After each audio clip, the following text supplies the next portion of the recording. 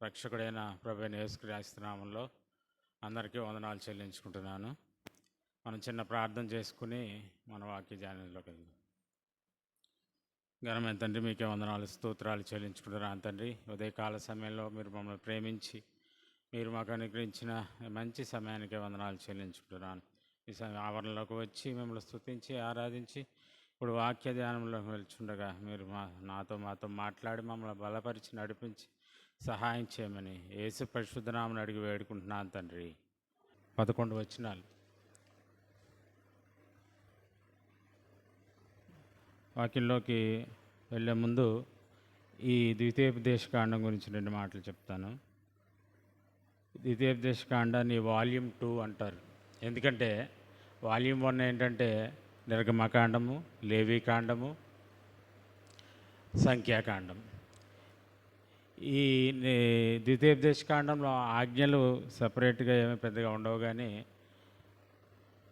ఆ వాల్యూమ్ 1లో చెప్పబడిన ఆజ్ఞల గురించే వాల్యూమ్ 2లో అంటే ద్వితీయోపదేశకాండంలో ఇన్స్ట్రక్ట్ చేయడం జరుగుతుంది, హెచ్చరించడం జరుగుతుంది వాటిని పాటించాలని. అలాగే ఈ బుక్ కూడా హోమిలిటికల్ స్టైల్లో ఉంటుంది. అంటే అర్థం ఏంటంటే ప్రసంగాల రూపంలో ఉంటుంది అన్నమాట. కాబట్టి 10వ అధ్యాయం నుంచి కొద్ది ముందుకు చూస్తే 9వ అధ్యాయంలో మనం విరగ్గొట్టబడిన అంటే పాత ఆజ్ఞల పలకలను చూస్తాము. ఈ కొత్త నిబంధనలో మనం కొత్త పలకల్ని చూస్తాం. ఈ 10వ అధ్యాయం కూడా ధ్యానిస్తుంటే నాకు పౌలు గారు స్టైల్ ఆఫ్ రైటింగ్ అనిపించింది. అదేంటి చాలాసార్లు నేను ప్రస్తావించడం జరిగింది. ఏంటంటే అది పౌలు గారి స్టైల్ రైటింగ్స్ ఎలా ఉంటాయి? డాక్ట్రిన్, డ్యూటీ, వాక్యము, వాక్యానుసారమైన జీవితం. బ్రీఫ్గా ఈ ద్వితీయోపదేశకాండం 10వ అధ్యాయం గురించి చెప్పాలంటే, ఇజ్రాయేలీలు దేవుడు ఇచ్చిన 2వ ఆజ్ఞని మీరి ఒక దూడను చేసుకుని దానికి మొక్కినప్పుడు, ఆ పాపం చేసినప్పుడు మోషే ప్రజలతో మాట్లాడుతున్నాడు. ఏమనంటే ప్రజలతో చెప్తున్నాడు దేవుని యొక్క ప్రేమ గురించి. ఇది మనకి 1వ వచనం నుంచి ఈరోజు మనం ధ్యానించబోయే అంశము 11వ వచనం వరకు కనిపిస్తుంది. తర్వాత దేవుని యొక్క శక్తి, అధికారము మనకి 14వ వచనం చూడండి సరే. చూడుము, ఆకాశము, మహాకాశము, భూమియు అందున్నంత సమస్తము నీ దేవుడైన యెహోవావే. అలాగే ఆయన యొక్క అథారిటీని గురించి, శక్తిని గురించి ఏలయానికి 17వ వచనం. నీ దేవుడైన యెహోవా పరమదేవుడును పరమ ప్రభువునై ఉన్నాడు. ఆయనే మహాదేవుడు, పరాక్రమవంతుడు, భయంకరుడైన దేవుడు. అలాగా ఆయన గురించి చెప్తూ, ఆయన ప్రేమ గురించి, ఆయన పవర్, అథారిటీ గురించి చెప్తూ మోషే గారు ప్రజల్ని ఏమడుగుతున్నారంటే, మీరు 12, 13 వచనాల్లో మీ దేవుడైన యెహోవాకి విధేయులుగా ఉండాలి. ఎందుకు విధేయులుగా ఉండాలి అని 13వ వచనం చూస్తే, మీ మేలు కొరకే. చాలాసార్లు మనం దేవుని కొరకు ఏదో చేసేస్తున్నాం అని అనుకుంటాం, కానీ మనం ఏది చేసినా సరే ఆయనకి ఏది యాడ్ అవ్వదు, ఏది ఆయన నుంచి తీసివేయబడదు. మనం ఏం చేసినా అది మన మేలు కొరకే అనే విషయాన్ని మనం జ్ఞాపకం చేసుకోవాలి. తర్వాత మనం చూస్తే ఈ 9వ అధ్యాయంలో ఇజ్రాయేలీయుల యొక్క ఫెయిల్ అంటే ఫాల్ కనిపిస్తుంది మనకు. వారు దేవుడు ఇచ్చిన ఆజ్ఞల్ని వాళ్ళు అతిక్రమించినట్లుగా పడిపోయిన స్థితి మనకు కనిపిస్తుంది. 10వ అధ్యాయంలో దేవుని యొక్క ప్రేమ మనకు కనిపిస్తుంది. రిపీటెడ్గా మనం ఒక విషయం మోషే వాళ్ళకి జ్ఞాపకం చేస్తూ ఉంటాడు. ఒకసారి 9వ అధ్యాయం 18వ వచనం చూడండి. మీరు యెహోవా దృష్టిగా చెడు నడతను నడిచి చేసిన మీ సమస్త పాపముల వలన ఆయనకు కోపం పుట్టింపగా చూచి, మునుపటి వలె అన్నపానములు మాని 40 పగళ్ళు 40 రాత్రులు నేను యెహోవా సన్నిధిని సాగిలపడి తిని. అంటే అక్కడ అంతేకాదు, ఈ 10వ అధ్యాయంలో 10వ వచనంలో కూడా మనం చూడొచ్చు. నేను మునుపటి వలె 40 పగళ్ళు 40 రాత్రులు కొండ మీద ఉండగా యెహోవా ఆ కాలమున నా మనవి ఆలకించి నిన్ను నశింపజేయుట మానివేశాను.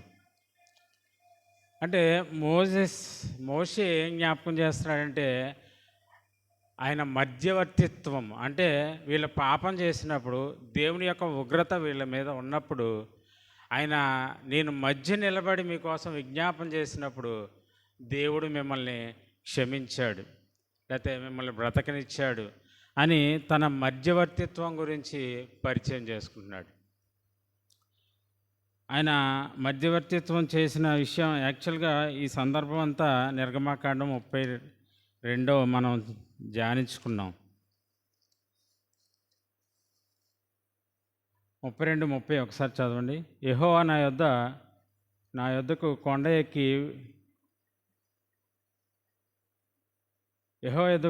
ఎక్కి వెళ్ళుదము. ఒకవేళ మీ పాపం నాకు ప్రాయశ్చిత్తం చేయుదునేమో అనెను. అంటే ఈయన కొండ ఎక్కి ఈ ప్రజల పాపం గురించి ప్రాయశ్చిత్తం చేయటానికి, అటాన్మెంట్ చేయటానికి ఈయన పూనుకున్నట్టుగా మనం చూస్తాం. అంటే విజ్ఞాపనలో సాక్రిఫైస్ ఉంది. మనం ఎవరి గురించి విజ్ఞాపన చేసేటప్పుడు వారి గురించి మనం టైం సాక్రిఫైస్ చేయాలి. తర్వాత మన వనరులు వాళ్ళకైనా అవసరం ఉంటే అవి సాక్రిఫైస్ చేయాలి. వారికి సహాయం చేసేటప్పుడు ఏమైనా మానిటరీ అవసరం ఉంటే అవి సాక్రిఫైస్ చేయాలి. ఇవన్నీ ఇతరుల గురించి విజ్ఞాపన ప్రార్థన చేసే విషయంలో ఉంటాయి. అదే సాక్రిఫిషియల్ హార్ట్ మనం మోషేలో చూడవచ్చు. ఒకసారి 32 చదవండి ఒకసారి.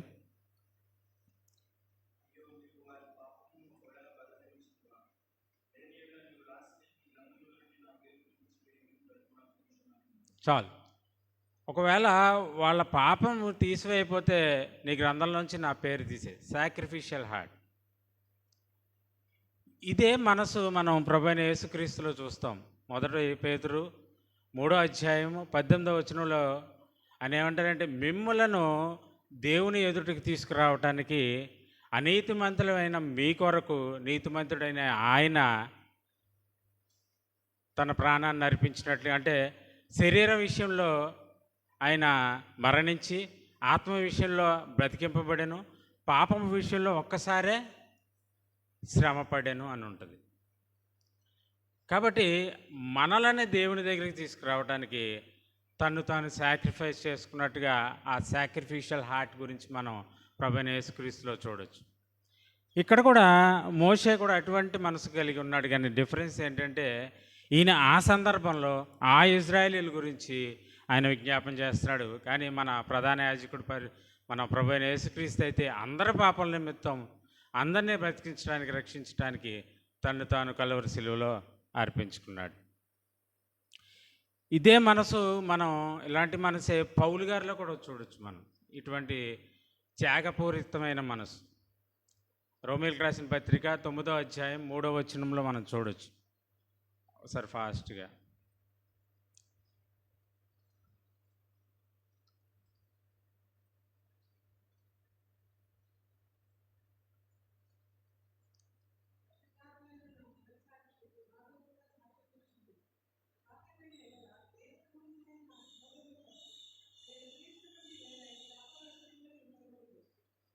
సరే, వాళ్ళ శరీర సంబంధమైన సహోదరులకు తాను ఆయన సాక్రిఫైస్ చేసుకోవటానికి ఆయన ఇష్టపడుతున్నాడు. అంతేకాదు ఇటువంటి మనసే మనకు కూడా ఉండాలని దేవుడు కోరుకుంటున్నాడు. ఎందుకంటే ఫిలిప్పీయులకు రాసిన పత్రిక 2వ అధ్యాయం 4-8 మనం చూస్తే క్రీస్తు కలిగిన ఈ మనసు అంటే పైన ఏమైనా ఉంటుందంటే మీ సొంత కార్యములే కాక ఇతరుల కార్యములు కూడా మీరు చూడవలెను. అంటే ఇతరుల గురించి పట్టించుకోవటం, ఇతరుల గురించి విజ్ఞాపన చేయటం, ఇతరుల బాధలో ఉంటే వారి గురించి ప్రార్థన చేయటం, వారికి సహాయం చేయటం అనే మనసు మీరు కూడా కలిగి ఉండండి అని చెప్తున్నాడు. ప్రభువైన యేసుక్రీస్తు గురించి చెప్తూ ఆయన తాను రిక్తుకునిగా చేసుకుని మనల్ని రక్షించడానికి తన ప్రాణాన్ని అర్పించినట్లుగా మనం ఆ పాఠ్యభాగంలో చూస్తాం. కాబట్టి ఇటువంటి మనసు ఇక్కడ మనం కలిగి ఉండాలని ఇక్కడ మోషే యొక్క మనసు కానీ ప్రభువైన యేసుక్రీస్తు యొక్క మనసు కానీ ఇక్కడ మనం చూడొచ్చు. ఇప్పుడు 10వ అధ్యాయంలోకి వద్దాం, మనం ధ్యానించిపోయే అధ్యాయంలోకి. ఇక్కడ 9వ అధ్యాయంలో వాళ్ళ యొక్క పతనం మనం చూస్తే 10వ అధ్యాయంలో వాళ్ళ యొక్క రెస్టోరేషన్ చూస్తున్నాం. ఒకసారి 10వ అధ్యాయము మొదటి వచనం నుంచి చదవండి, ఒకసారి 5 వచనాల వరకు కొద్దిగా దగ్గరగా చదవండి.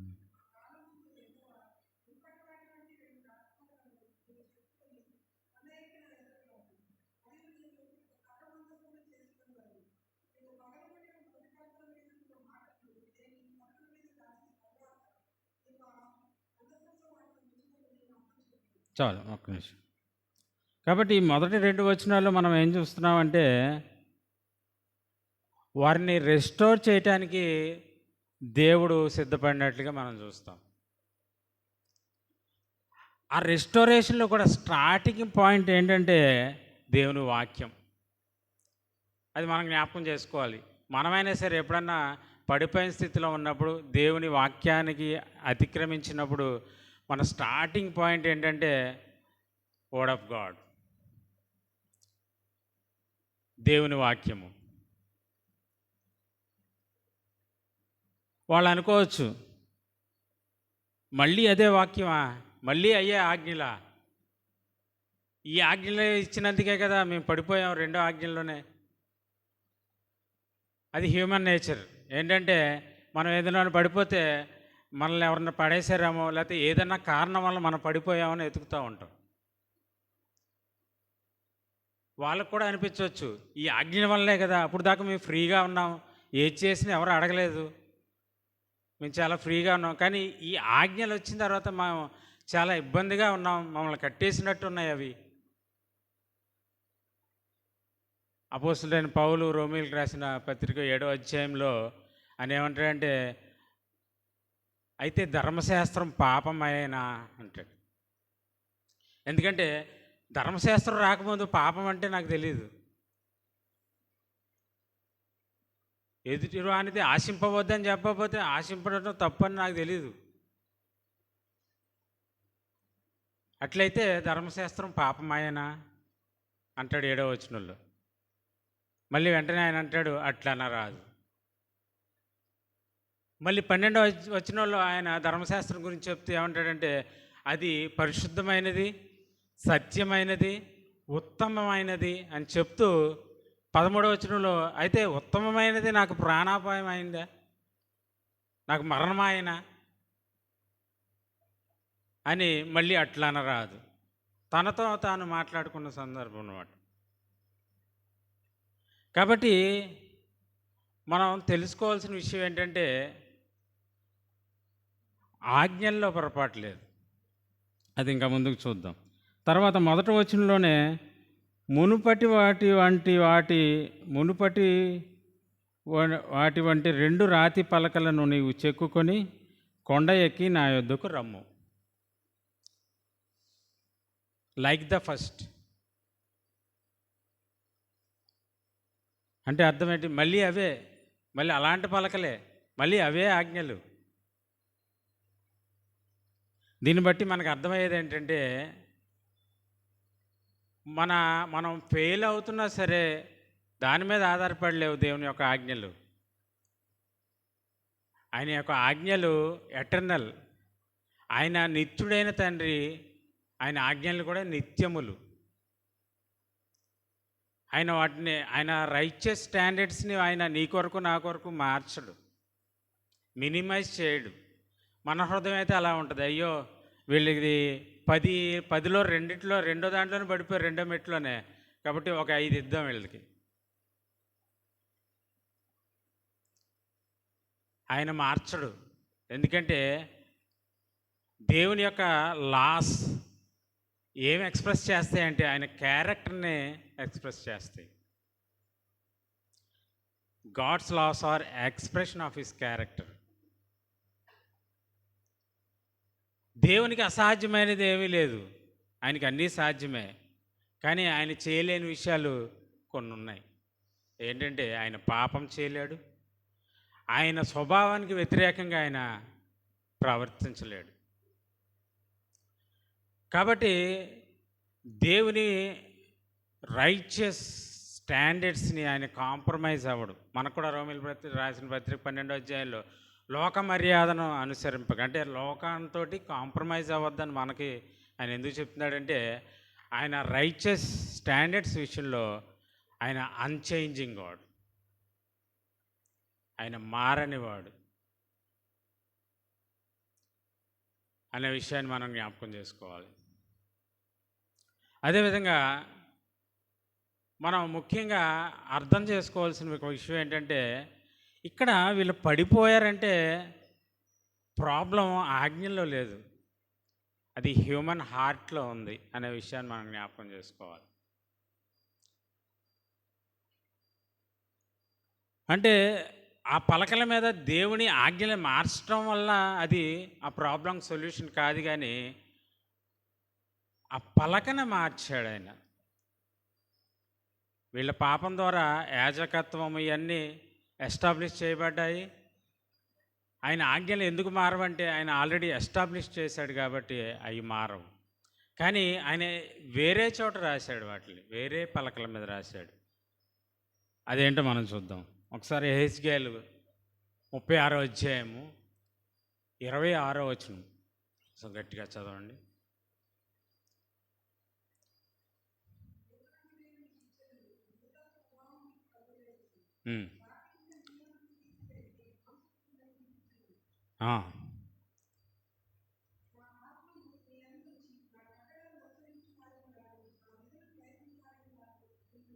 చాలు. అక్కడ రాతి పలకల మీద రాయబడింది, ఈసారి దేవుడు హృదయం అనే పలకల మీద రాయటానికి సిద్ధపడ్డాడు. ఇర్మియా 31, 33 కూడా ఒకసారి దగ్గరగా చదవండి. మీరు చూస్తూ ఉండండి, వచనాలు మీకు అర్థమవుతుంది.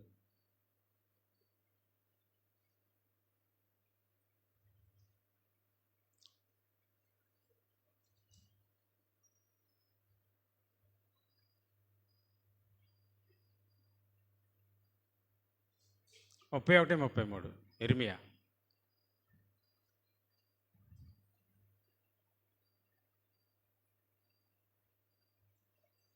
ఇర్మియా 31.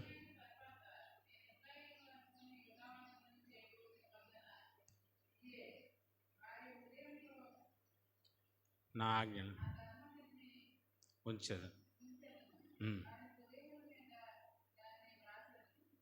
వాళ్ళ హృదయాల మీద దాన్ని రాసేదాన్ని. కాబట్టి ఈ ప్రాబ్లం సొల్యూషన్ ఏంటంటే ఆజ్ఞల్ని మినిమైజ్ చేయటం, తగ్గించటం, రెడ్యూస్ చేయటం, రిమూవ్ చేయటం కాదు, కానీ మనసులు మారి change of heart and mind, అది దానికి సొల్యూషన్.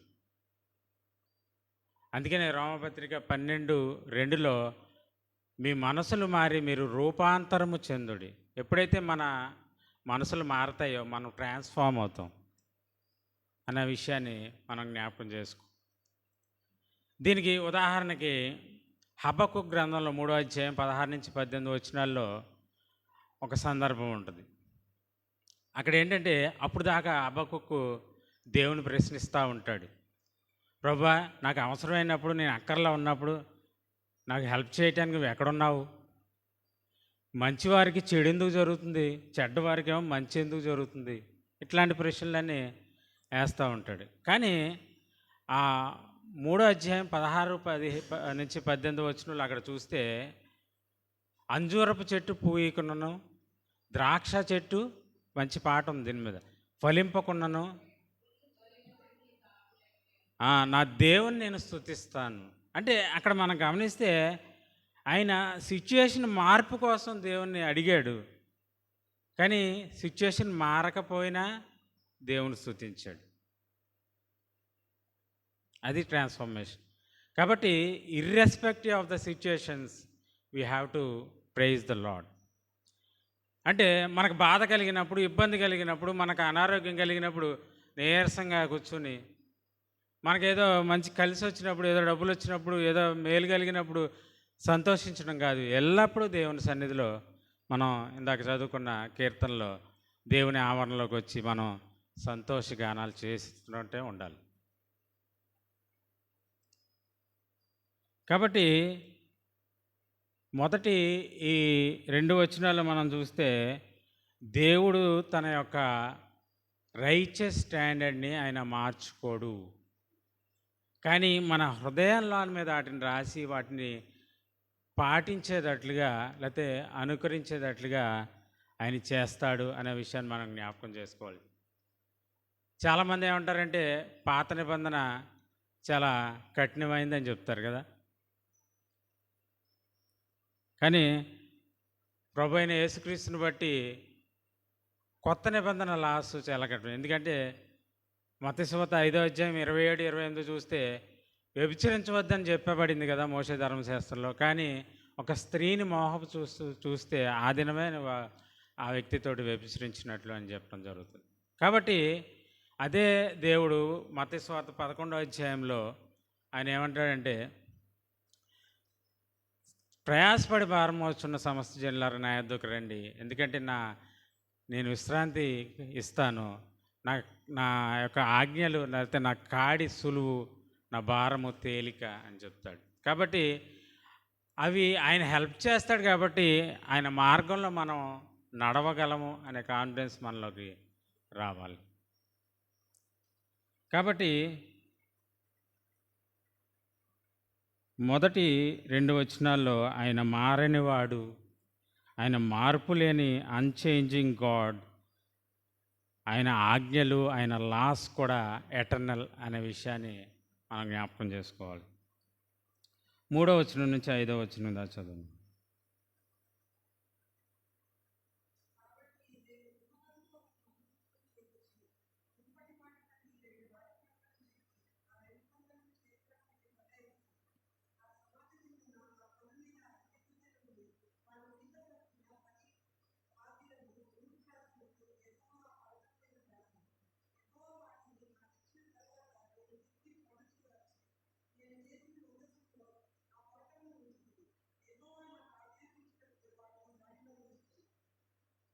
ఇక్కడ మోషేకి దేవుడు ఒక ఆజ్ఞ ఇచ్చాడు. ఏంటంటే ఆ 2 పలకలను నువ్వు చేసి ఆజ్ఞలను నా చేతితో రాసిన తర్వాత నువ్వు ఆ 2 పలకలను తీసుకెళ్ళి ముందుగా ఒక మందసము నువ్వు కట్టాలి. ఆ మందసంలో ఈ 2 పలకల్ని ఉంచాలి. ఇక్కడ క్వశ్చన్ ఏంటంటే, ఎందుకు ఉంచాలి ఆ మందసంలో ఆ పలకలని అనేది ప్రశ్న. మనం ఆ మందసాన్ని జ్ఞాపకం చేసుకుంటే దేవుని మందసము ఇజ్రాయేలీలు వెంబడిస్తూ వచ్చింది. వాళ్ళు అరణ్యంలోకి వస్తున్నప్పుడు ఆ సీనాయి పర్వతం దగ్గర వాళ్ళు ఇవన్నీ చేస్తారు. అక్కడి నుంచి అరణ్యంలోకి ఎంటర్ అయినప్పుడు వారితో పాటు ఉంది, తర్వాత వారితోటి ఉంది 40 సంవత్సరాలు 35 సంవత్సరాలు అరణ్యంలో తిరుగులాడుచున్నప్పుడు. తర్వాత కూడా వాళ్ళు వాగ్దాన దేశంలోకి వెళ్తున్నప్పుడు కూడా ఆ మందసం వారితోటే ఉంది. ఫిజికల్గా మనం నిర్గమాకాండం ధ్యానిస్తున్నప్పుడు మనం నేర్చుకుంది ఏంటంటే, మందసం ఏం రిప్రజెంట్ చేస్తుందంటే God's presence among the people of Israel. దేవుడు వారి మధ్యన ఉన్నాడు అనేదాన్ని సూచిస్తుందంట మందసం.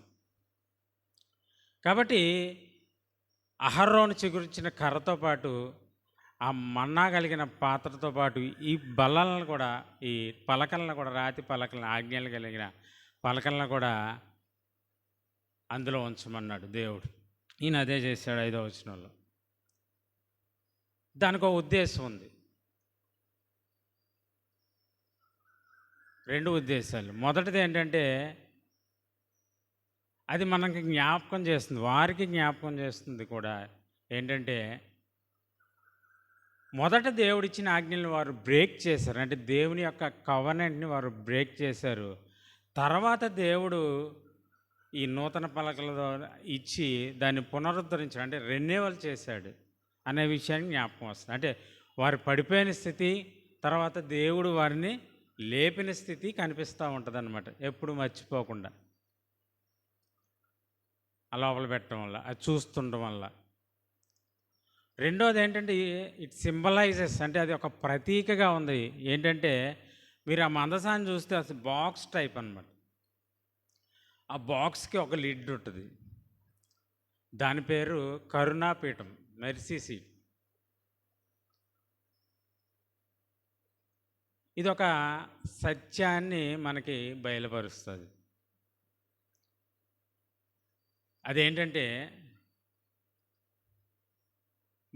ఇజ్రాయేలీలు పాపం చేసి ఆ ధర్మశాస్త్రం నుంచి ఆ వచ్చిన ఆ శిక్ష నుంచి తప్పించబడటానికి దేవుని కృప అడ్డుపడింది. ఎందుకంటే అక్కడ మనం చూస్తే ధర్మశాస్త్రం ఏమో బాక్స్లో ఉంది, మెర్సీ సీట్ ఏమో దాన్ని కప్పివేసింది. అంటే మందసం ఏమో ఆ పలకల్ని, ఆజ్ఞలు కలిగిన పలకల్ని మోయటానికి అయితే, ఈ లిడ్ ఏమో దాన్ని కవర్ చేయటానికి. ఎందుకు కవర్ చేయటం అంటే, మనం మొదటి యోహాను పత్రికలో 3వ అధ్యాయం 4వ వచనంలో ఏం చూస్తామంటే, ఆజ్ఞ అతిక్రమము పాపం. వీళ్ళు దేవుడిచ్చిన రెండో ఆజ్ఞని అతిక్రమించారు. రోమపత్రిక 6:23 చూస్తే పాపము వలన వచ్చే జీతము మరణం. ఈ రెండు గుర్తుపెట్టుకోవాలి. వీళ్ళ ఆజ్ఞను అతిక్రమించారు కాబట్టి వీళ్ళ మీదకి ఏమొచ్చింది? పాపం వచ్చింది. పాపం ద్వారా ఏమొచ్చింది? మరణం వచ్చింది. కాబట్టి ఆ ఆజ్ఞలకి వీళ్ళు ఎదురుగా నుంచున్నారనుకోండి, వీరికి ఏమొస్తుంది? ఆటోమేటిక్గా లేఖనం చెప్పినట్టుగా వీరు చనిపోతారు, మరణం వస్తుంది. అది వీరి మీదకి రాకుండా ఆ మెర్సీ సీట్, ఆ లిడ్ అనేది కప్పబడింది. దీన్ని బట్టి మనం తెలుసుకోవాల్సింది ఏంటంటే, మన అపరాధం వల్ల, పాపం వల్ల దేనికైతే మనం అర్హులమో, దేవుని ఉగ్రత పాత్రకి, నరక పాత్రము దేనికి అవ్యామో, దాని నుంచి దేవుని యొక్క కృప మనల్ని రక్షిస్తుంది అనే విషయాన్ని మనం జ్ఞాపకం చేసుకోవాలి. ఇదే విషయాన్ని వారికి మరలా జ్ఞాపకం ఉంటాక ఒక పండగ రూపంలో దేవుడు దాన్ని ఎస్టాబ్లిష్ చేశారు వాళ్ళకి. అది ఇయర్లీ బేసిస్. అదేంటంటే డే ఆఫ్ అటాన్మెంట్. లేవికాండం 16వ అధ్యాయంలో మనం చూస్తాం.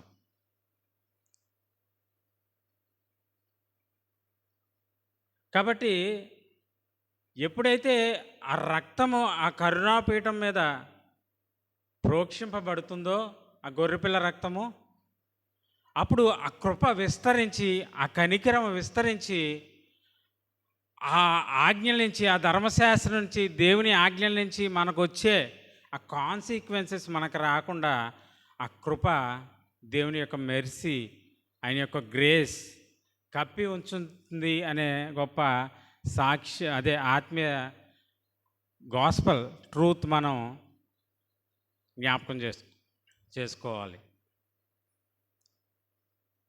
అంతేకాదు, ఇక్కడ దేవుడు వారితో ఏం చెప్తున్నాడంటే, నేను ఆజ్ఞల దగ్గర మీతో కలవను, ఎందుకంటే మీరు దాన్ని బ్రేక్ చేశారు.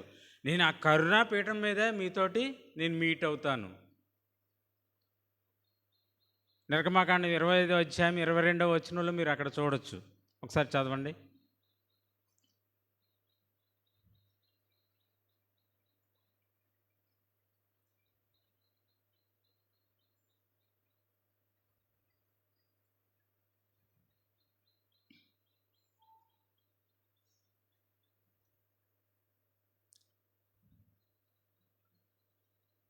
ఇరవై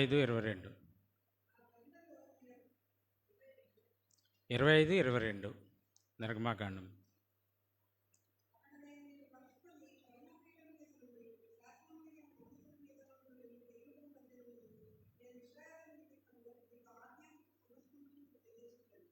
చాలు. ఎక్కడ కలుసుకుంటా అన్నాడు ఆయన?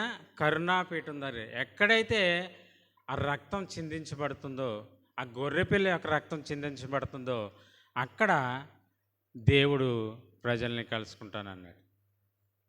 నేను ఒక పిక్చర్ చూపిస్తాను.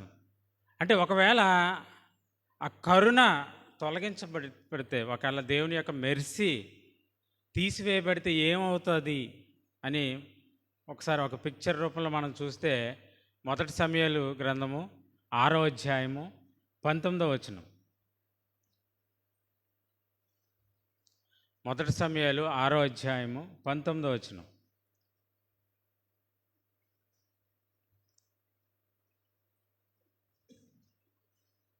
అక్కడ ఫిలిస్తీన్లకు చెందిన ఒక ఊరిలో చదవండి.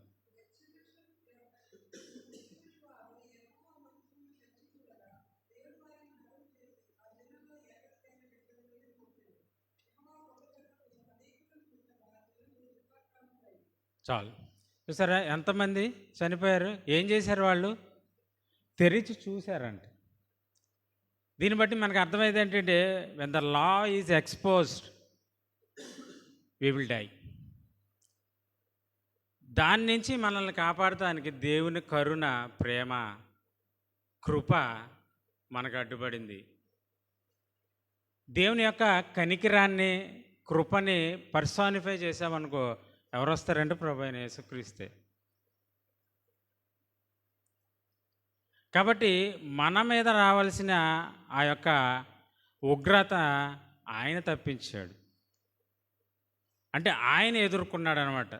ఏదైనా అడ్డం పెట్టారనుకోండి, ఏదైనా మన మీద విసిరితే, ఒక స్టీల్ ప్లేట్ అడ్డం పెడితే ఎవరికి తగిలిద్ది అది? ఆ ప్లేట్కే కదా. ఎవరు అడ్డం వస్తే వాళ్ళకి. అలాగే మనం పొందవలసిన శిక్షని ఆయన కలువరి శిలువలో పొందాడనే గొప్ప సత్యాన్ని మనం జ్ఞాపకం చేసుకోవాలి. ఇక్కడ అంతమంది చనిపోయారు అంటే యాక్చువల్గా మందసాన్ని ముడితేనే చనిపోతారు కదా. ఇదే సమయాల గ్రంథం, 2వ సమయాల గ్రంథంలో ఇదే 6వ అధ్యాయంలో మనం ఉజ్జాను చూస్తాం. ఆ మందసం పడిపోతున్నప్పుడు ఆ ఉజ్జా పట్టుకుంటా ట్రై చేసినప్పుడు అక్కడికక్కడే మందసం దగ్గర చనిపోవడం చూస్తాం. అది డిఫరెంట్. ఏంటంటే అక్కడ ఆయనే చనిపోయాడు, ఇక్కడ ఎంతమంది? అక్కడ నెంబర్ ఉంది కదా. ఇట్స్ ఎ పిక్చర్ అన్నమాట. అంటే ప్రభువైన యేసుక్రీస్తుని విసర్జించి ఆయన్ని ఆశ్రయించకుండా దేవుని చేరాలని మనం ప్రయత్నిస్తే ధర్మశాస్త్రం మనల్ని చంపేస్తుంది. ఎందుకంటే ఆజ్ఞాతిక్రమము పాపము, పాపం వలన వచ్చే జీతము మరణం. కాబట్టి దేవుడు దీన్ని ముందే ఏర్పరిచాడు. ఈ యొక్క అంటే ఈ యొక్క ఆల్టర్నేటివ్ని ముందే ఏర్పరిచినట్టు. ఎప్పుడైతే ఆదాము అవ్వ పాపం చేస్తారో వెంటనే 3వ అధ్యాయం 15వ వచనంలో స్త్రీ సంతానానికి నీకు వైరం పుట్టిస్తాను, అది నీ మడి మీద కొడుతుంది, నువ్వు దాని తల మీద కొడతావు అని అక్కడ ప్రభువైన యేసుక్రీస్తు గురించి ఆ గాస్పల్ ట్రూత్, ఫస్ట్ ట్రూత్ ఏంటంటే జెనసిస్ 3:15. అంటే ప్రభువైన యేసుక్రీస్తు తన మరణించి తిరిగి లేవడం ద్వారా సాతాను యొక్క అధికారాన్ని, ఆ ఒక మరణం యొక్క ముళ్ళుని, దాని అధికారాన్ని విరిచేస్తాడు. అది మనకు అక్కడ కనిపిస్తుంది. అంత మాత్రమే కాదు, అంతకంటే ముందు రెవల్యూషన్ 13:8 మనం చూసామనుకోండి, జగత్ పునాది వేయబడక ముందే వధింపబడిన దేవుని గొర్రెపిల్ల అంటాడు. అక్కడ దేవుడు ఎప్పుడో ప్లాన్ చేశాడు. మనకిది 1 పేతురు గ్రంథం 1:20లో మనం చూస్తాం. టైం ఉంది. 1:20 మొదటి అధ్యాయం 20 వచనం కొద్ది గట్టిగా చదవండి.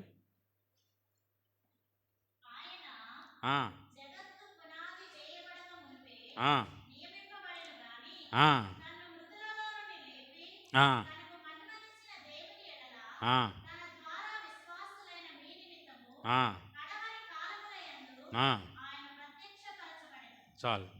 ఆయన జగత్ పునాది వేయబడక ముందే నియమించబడ్డాడు. ఇప్పుడు ఒక ప్రశ్న రావచ్చు, చాలామంది మతోన్మాదులు కానీ హేతువాదులు కానీ అడుగుతూ ఉంటారు ఈ ప్రశ్న. ఏంటంటే, మరి దేవుడికి అన్నీ ముందే తెలిసినప్పుడు ఇదంతా ఎందుకండి? ఈ స్టోరీ అంతా ఎందుకు? వాళ్ళకి ఇవ్వటం, వాళ్ళు పడిపోవటం, మళ్ళీ వాళ్ళని లేపటం కదా. చాలామంది అడిగారు, నన్ను కూడా అడిగారు. ఏంటంటే, ఆదాము అవ్వ పాపం చేస్తారని తెలుసు, అవ్వ వెళ్ళి ఆ పండు తింటుందని దేవునికి తెలుసా అంటారు. తెలుసు అంట. తెలిసినప్పుడు ఆ చెట్టు ఎందుకు పెట్టాడు? ఈ ప్రశ్నలు. దానికి ఆన్సర్ ఉంది. ఒకసారి కొద్దిగా వెనక్కి 8వ అధ్యాయం, ద్వితీయోపదేశకాండము 8వ అధ్యాయం చూడండి ఒకసారి. 2వ వచనం.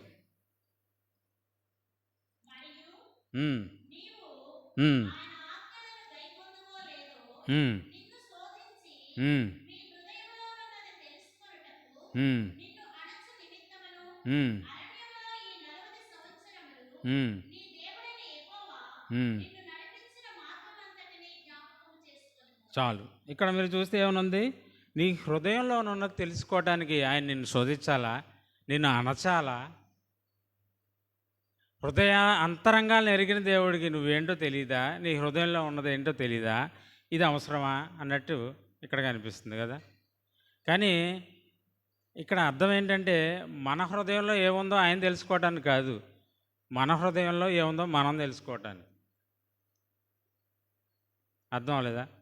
ఇర్మియా 17:9-10 ఏమైనా ఉంటుందంటే, హృదయం మోసకరమైనది, అది ఘోరమైన వ్యాధి కలది.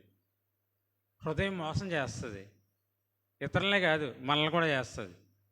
రోమపత్రిక 12:3 మనం చూస్తే, తను ఎంచుకున్న తగిన దానికంటే ఎక్కువగా ఎంచుకోవద్దని అక్కడ చెప్తాడు.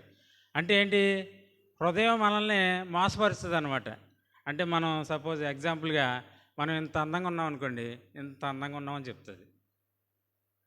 మనం ఇంత తెలివిగలవాళ్ళం అనుకోండి, ఎంత తెలివిగలవాళ్ళం అని చెప్తుంది. మనకి ఇంత తెలుసు అనుకోండి, అంత తెలుసు అని చెప్తుంది.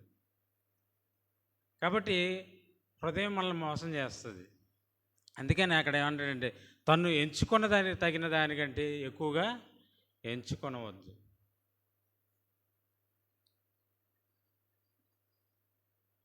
ఏమండి? కాబట్టి హృదయము మోసపరుస్తుంది అనే విషయాన్ని మనం అక్కడ జ్ఞాపకం చేసుకోవాలి.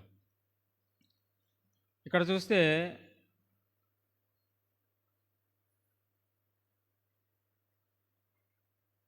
మొదటిగా మనం ఏం చూసామంటే, దేవుడి యొక్క మనం రెస్టోరేషన్కి ఫస్ట్ స్టెప్ ఏంటంటే, స్టార్టింగ్ పాయింట్ అంటే దేవుని వాక్యం అని చూసాము.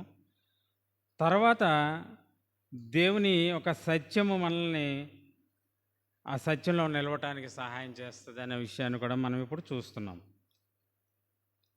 కాబట్టి అక్కడ మనం ఏం చూసామండి, హృదయము మోసకరము, అది ఘోరమైన వ్యాధి కలది. కాబట్టి హృదయాన్ని అనుసరించి మనం నడుచుకున్నట్లయితే అది మనం మోసపరిచి దేవునికి దూరంగా మనల్ని చేస్తుంది. కాబట్టి ఈ 10వ అధ్యాయంలో మనం తెలుసుకోవాల్సిన సువార్త సత్యం ఏంటంటే, we are in need of God's grace, God's mercy, God's blood and God's covering అనే విషయాన్ని మనం జ్ఞాపకం చేసుకోవాలి. ఎందుకంటే దేవుని యొక్క కృప మనల్ని ఆవరించి మనకి రావాల్సిన శిక్ష నుంచి తప్పిస్తుంది.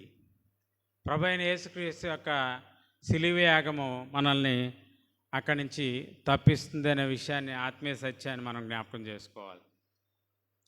అలాగే దేవుని యొక్క, అందుకనే రక్తము చిందించినప్పుడు ఆ కరుణాపీఠం మీద దేవుడు అక్కడ మీట్ అవుతాడు. అంటే అందుకనే కొత్త నిబంధన, రక్తము వలనైనా కొత్త నిబంధన, ప్రభు అయిన యేసుక్రీస్తు చిందించిన రక్తము వలన కొత్త నిబంధన మనతోటి దేవుడు, తండ్రి అయిన దేవుడు మనతో చేసినట్లుగా మనం అక్కడ చూస్తాం. ఆ నిబంధన మనకి ఫర్ ఎగ్జాంపుల్ ఒక విషయాన్ని, అంటే దీన్ని బట్టి మనకి ఏమర్థం అవుతుందంటే, మనం ఎప్పుడైనా పాపం చేస్తే, అంటే మళ్ళీ గాడి తప్పిపోయి పాపులమయ్యి దేవుని ఆజ్ఞల్ని అతిక్రమించి దేవుని నుంచి దూరం అయిపోయి దేవునికి వ్యతిరేకంగా జీవిస్తున్న జీవితం నుంచి మళ్ళీ ఆయనతోటి సరైన సంబంధంలోకి రావాలి అంటే ఏం ఉపయోగపడుతుందంటే వాక్యము. అది దేంతో స్టార్ట్ అవుతుందంటే వాక్యంతో స్టార్ట్ అవుతుంది. And it centres on word of God అనే విషయాన్ని మనం జ్ఞాపకం చేసుకోవాలి. ఉదాహరణకి 2వ రాజుల గ్రంథంలో మనకి 22వ అధ్యాయము 8వ వచనం నుంచి 23, 25 ఆ ప్రాంతంలో చూస్తే, యోషియా అనే యోధా కింగ్ ఒకడు ఉంటాడు, రాజు. ఆయన ఆ రాజు ఆ కాలంలో ఆ ప్రజలు మళ్ళీ ఎప్పుడైతే వాక్యం మీద ఎప్పుడైతే ఫోకస్ చేస్తారో వారికి ఒక గ్రంథం దొరుకుతుంది, అంతా మనకు తెలుసు. ఎప్పుడైతే ఫోకస్ చేస్తారో వాళ్ళలో రిపెంటెన్స్ వచ్చింది, రివైవల్ కూడా వచ్చింది, అంటే ట్రాన్స్ఫర్మేషన్ వచ్చింది, ఒక పశ్చాత్తాపం. కాబట్టి మనం ఎప్పుడైతే పడిన స్థితిలో మనం ఉన్నప్పుడు దేవునికి వ్యతిరేకంగా ఏదైనా అబద్ధ సాక్ష్యం కానీ, ఇతరుల గురించి చెడుగా కానీ, గాసిప్స్ కానీ, అబద్ధం కానీ, లేకపోతే చెడు కార్యం కానీ, వాక్య వ్యతిరేకమైన పని కానీ మనం చేసినప్పుడు మనం జ్ఞాపకం చేసుకోవాల్సిన విషయం ఏంటంటే వాక్యం దగ్గరికి రావాలి అనే విషయాన్ని మనం జ్ఞాపకం చేసుకోవాలి. ఎందుకంటే ఆ వాక్యము మనలో పశ్చాత్తాపం పుట్టించి మనలో మళ్ళీ జీవము పుట్టిస్తుంది, ట్రాన్స్ఫార్మ్ చేస్తుంది మనల్ని అనే విషయాన్ని మనం జ్ఞాపకం చేసుకోవాలి. తర్వాత ఇక్కడ మనం చూస్తే 6వ వచనం నుంచి 9వ వచనం. ఉమ్, ఉమ్, ఉమ్, ఉమ్, ఉమ్,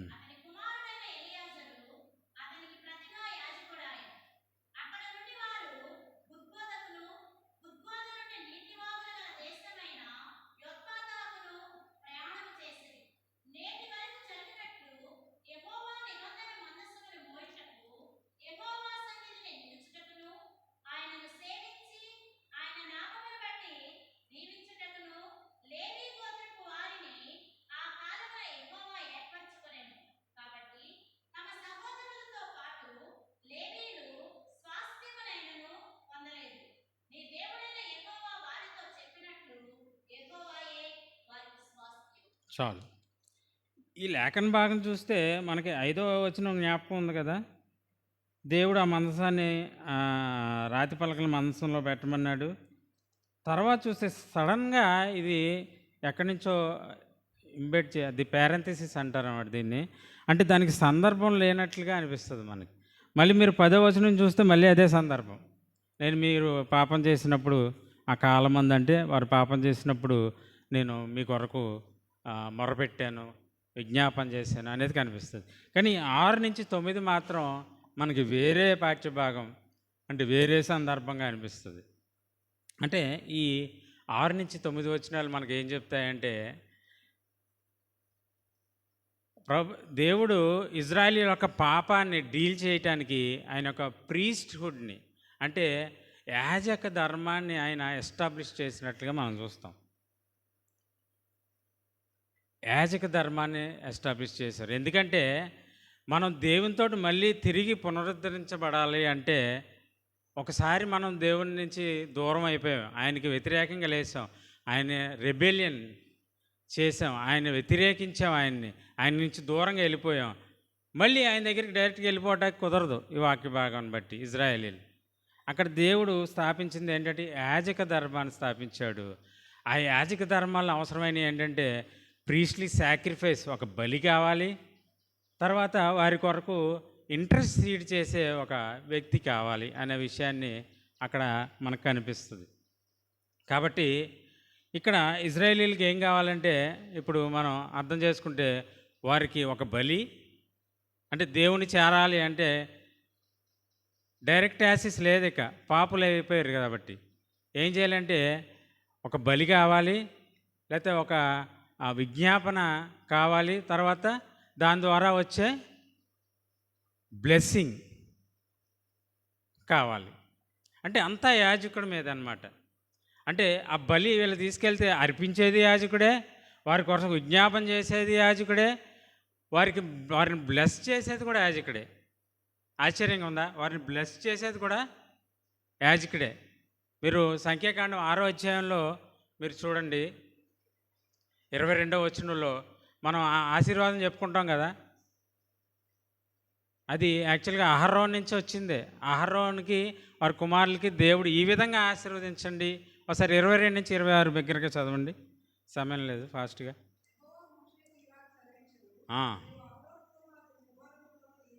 ఎలాగను?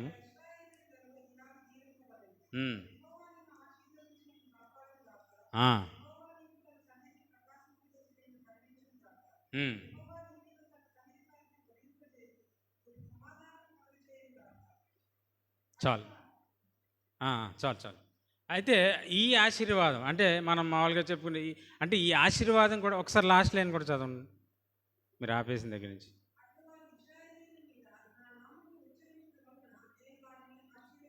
అది వారు ఆ నామాన్ని ఉచ్చరించడం వల్ల నేను వారిని ఆశీర్వదిస్తాను. కాబట్టి it should come through the priest ఆశీర్వాదం. అనే విషయాన్ని మనం జ్ఞాపకం చేసుకోవాలి. కాబట్టి ఇక్కడ ఇజ్రాయేలీలకి ఈ ప్రీస్ట్‌హుడ్ మినిస్ట్రీ అంటే యాజక ధర్మము, యాజక పరిచర్య ఏం చెప్తుందంటే గట్టిగా చెప్పేదేంటంటే, మీరు మీ సొంతగా మీ ఓన్ ఎబిలిటీ తోటి మీరేమీ చేయలేరు. మీరు దేవుని చేరాలంటే ఒక మీడియేటర్ ద్వారానే మీరు దేవుని చేరగలరు. ఆ మీడియేటర్ ఎవరంటే మీ పాపాల కోసం ప్రాయశ్చిత్తం చెల్లించి మీకోసం ప్రార్థన చేసి మిమ్మల్ని దీవించి వాడై ఉండాలి అనేది గట్టిగా చెప్తుంది.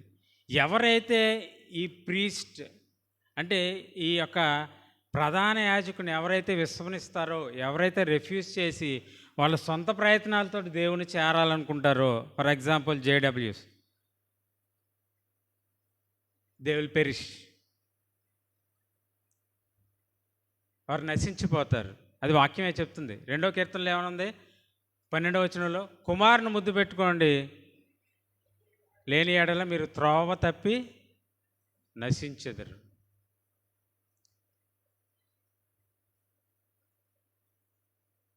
కాబట్టి మనం మన కొరకు ఆ యాజకుడే మన కొరకు తను తాను బలిగా అర్పించుకుని, ప్రధాన యాజకుడైన ప్రభువైన యేసుక్రీస్తు మన కొరకు పరలోకంలో విజ్ఞాపన చేస్తూ ఆయన ద్వారా మనం ఎఫెసీ పత్రిక 1:3 చూస్తే, ఆయన యందు పరలోక సంబంధమైన ప్రతి ఆశీర్వాదము మీకు అనుగ్రహింపబడెను అని. కాబట్టి ఆ ప్రధాన యాజకుడి ద్వారానే మనకి రక్షణ, ఆ ప్రధాన యాజకుడి ద్వారానే దేవుని ఉగ్రత నుంచి మనకి కాపుదల, ఆ ప్రధాన యాజకుడి నుంచే మనకి ఆశీర్వాదము అనే విషయాన్ని మనం జ్ఞాపకం చేసుకోవాలి. కాబట్టి ఇది ప్రభువైన యేసుక్రీస్తు తాను కల్వరి సిలువలో తాను అర్పించుకొని మన పక్షాన్ని విజ్ఞాపన చేస్తూ, తర్వాత ఆయన మనల్ని ఆశీర్వదించు, ఆయన ద్వారా మనకు వచ్చే ఆశీర్వాదాలను బట్టి ఇది ఆయన ప్రూవ్ చేస్తున్నారు. అది ఆయన మనకి నమ్మదగిన ప్రధాన యాజకుడని. కాబట్టి ఎప్పుడైతే మనం తప్పిపోతామో, మొదట రక్షణ విషయంలోనే కాదు, మనం అనేక విషయాల్లో తప్పిపోతూ ఉంటాం. మనం రక్షింపబడిన వాళ్ళు, మనకి మళ్ళీ మన సొల్యూషన్ ఏంటంటే మళ్ళీ ఆ వాక్యం వైపు చూడటం, ఆ ప్రధాన యాజకుడి వైపు చూడటం. మనకి మొదటి యోహాను పత్రికలు మనం చూస్తాం, మీరు పాపం లేనివారు 8-9 వచనాల్లో లేనివారని చెప్పుకుంటూ మీరు అబద్ధం ఆడుతున్నారు. ఎందుకంటే మీరు పాపము చేస్తున్నారు కాబట్టి మీ పాపాలను మీరు ఒప్పుకుంటే ఆయన నమ్మదగిన వాడు కనుక మీ పాపాల నుంచి మిమ్మల్ని ఆయన పవిత్రులుగా చేస్తాడు. 2వ అధ్యాయం 1-2 వచనాలను కూడా, ఒకవేళ మీరు పాపం చేసిన ఎడల మన అడ్వకేట్, ఉత్తరవాది మన పక్షాన్ని ఉన్నాడని మనం జ్ఞాపకం చేసుకోవాలి. కాబట్టి మనం ఈ దినాన్ని జ్ఞాపకం చేసుకోవాల్సింది ఏంటంటే, మనం ఎప్పుడైతే తప్పిపోతామో, ఎప్పుడైతే వాక్యానుసారమైన జీవితానికి అప్పుడప్పుడు దూరంగా జీవించిన సందర్భాల్లో తిరిగి వాక్యం వైపు, వాక్యమైన ప్రభువైన యేసుక్రీస్తు వైపు చూడాలి. ఆయన ఆశ్రయిస్తే మళ్ళీ ఆయన ఇలాగ ఇజ్రాయేలీలు ఎప్పుడైతే ఆయన రెస్టోర్ చేశాడో, మనల్ని కూడా ఆయన రెస్టోర్ చేస్తాడు అనే విషయాన్ని మనం జ్ఞాపకం చేసుకోవాలి. ఆఖరిగా 10వ అధ్యాయము 11వ వచనం అయిపోతుంది 2 వచనాలతోటి. ఒకసారి చదవండి.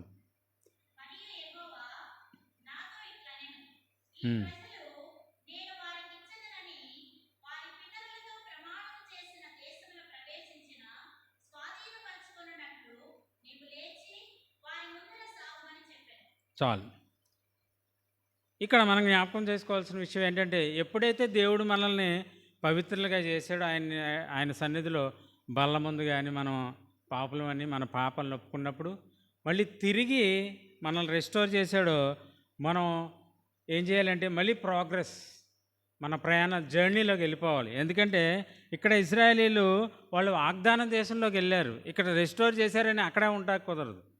వాళ్ళు మళ్ళీ వారి జర్నీ, దేవునితోటి జర్నీ వాళ్ళు ప్రారంభించాలి, వాగ్దాన దేశం వైపు వెళ్ళాలి. అలాగే మన స్పిరిచువల్ జర్నీ కూడా అది ప్రోగ్రెస్ తోటి, బ్యాలెన్స్ తోటి కూడింది. ఇందాక ఆరాధన వర్తమానంలో కూడా నేను విన్నాను. అంటే అని విడదీయలేదు అనేది మనకి జ్ఞాపకం చేశారు. ఏంటంటే అవి కొన్ని ఉన్నాయి. అంటే మన స్పిరిచువల్ జర్నీలో ఈ వాక్లో మనకి బ్యాలెన్స్ చేయాల్సినవి కొన్ని ఉన్నాయి, ప్రోగ్రెస్ అవుతూనే. అదేంటంటే ఫెయిత్ అండ్ వర్క్స్. ఇవి కూడా విడదీయలేని. ఎందుకంటే యాకోబు భక్తుడు అంటాడు, క్రియలు లేని విశ్వాసము మృతము. తర్వాత క్యారెక్టర్ అండ్ కాండక్ట్, ఇవి కూడా బ్యాలెన్స్గా ఉండాలి. ఎవరైనా క్యారెక్టర్ సర్టిఫికేట్ ఇవ్వరు. స్కూల్స్లో కాలేజీలో ఏమిస్తారు? కాండక్ట్ సర్టిఫికేట్ ఇస్తారు. క్యారెక్టర్ అంటే ఏంటి? క్యారెక్టర్ అంటే ఏంటంటే హూ యు ఆర్. కాండక్ట్ అంటే వాట్ యు డూ. డిఫరెన్స్ అది. ప్రవర్తన కాండక్ట్, క్యారెక్టర్ అంటే స్వభావము, గుణము. తర్వాత బ్రదర్ జ్ఞాపకం చేసినప్పుడు వర్షిప్ అండ్ సర్వీస్, ఆరాధన, సేవ, ఇవి కూడా విడదీయలేదు. తర్వాత సాలిట్యూడ్ అండ్ ఫెలోషిప్, ఇది కూడా మనం చాలా సందర్భాల్లో ఎక్కడ ఇద్దరు ముగ్గురు కూడి ఉంటారో అక్కడ ఉంటారని దేవుడు ఉంటాడని సెలవిచ్చాడు. మనం ఎక్కువగా గ్రూప్ ప్రేయర్స్లో ఎక్కువ గడుపుతూ ఉంటామేమో, అది ఇంపార్టెంటే. సాలిట్యూడ్, ఏకాంత ప్రార్థన కూడా చాలా ప్రాముఖ్యం. దానికి 2-3 ఉదాహరణలు చెప్తాను. మత్తయి సువార్త 6:6లో దేవుడు ఏమంటాడు? నీ గదిలోకి వెళ్ళి ఏకాంతంగా నీ దేవునికి ప్రార్థన చేసినప్పుడు రహస్యమందు చూస్తున్న దేవుడు నీకు ప్రతిఫలం ఇస్తాడు. రివార్డ్ అంటే ఏకాంత ప్రార్థనలో రివార్డ్ ఉంది, ప్రతిఫలం ఉంది. తర్వాత ప్రభువైన యేసుక్రీస్తు మార్కు సువార్త 1:35లో ఆయన ఇంకా చీకటిగా ఉండగానే, ఇంకా తెల్లవారక ముందే ఆయన ఒంటరిగా వెళ్ళి, అంటే ఆయన ప్రయారిటీ ఒక డే ప్రారంభించే ముందు మన ప్రయారిటీ ఏదై ఉండాలంటే ఏకాంత ప్రార్థన.